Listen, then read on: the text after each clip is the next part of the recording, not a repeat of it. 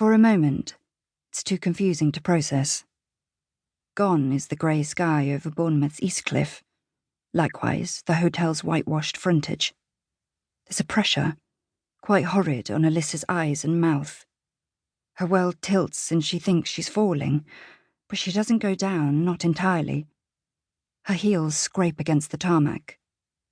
Is this a panic attack? Perhaps something stranger. Narcolepsy?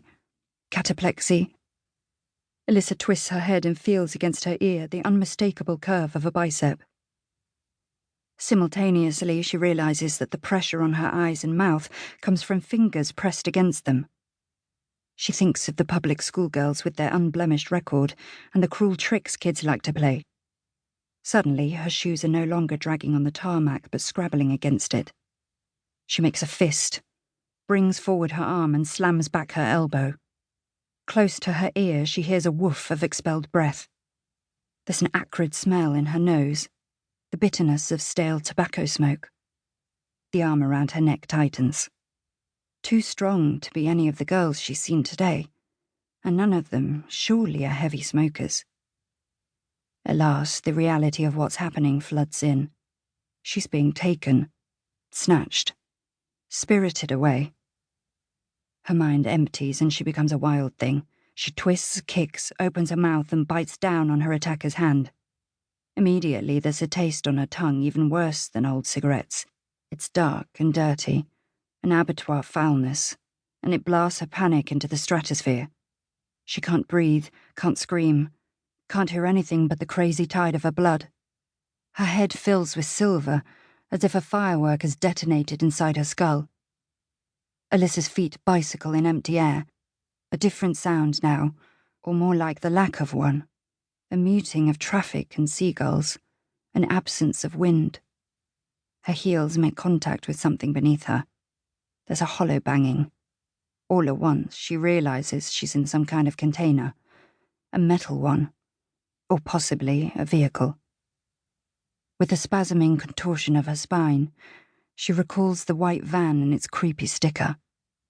The trilby-wearing skull smoking a cigarette. Chillax. Elissa gags, trying to control herself. If she pukes, there's nowhere for it to go. She imagines vomit spurting from her nose, and the idea of that is so shocking that her muscles slacken and her head sags.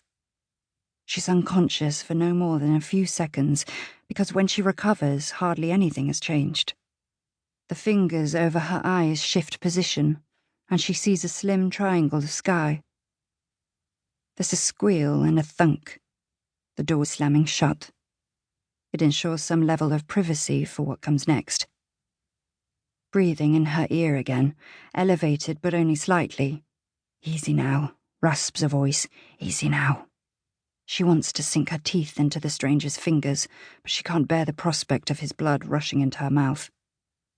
I've got plans for you, doll, he tells her. You won't die today. She shudders at that. Beneath her, the van shudders in sympathy. Through her confusion, she realizes it's the shake of the engine turning over, followed by the liquid rattle of an exhaust.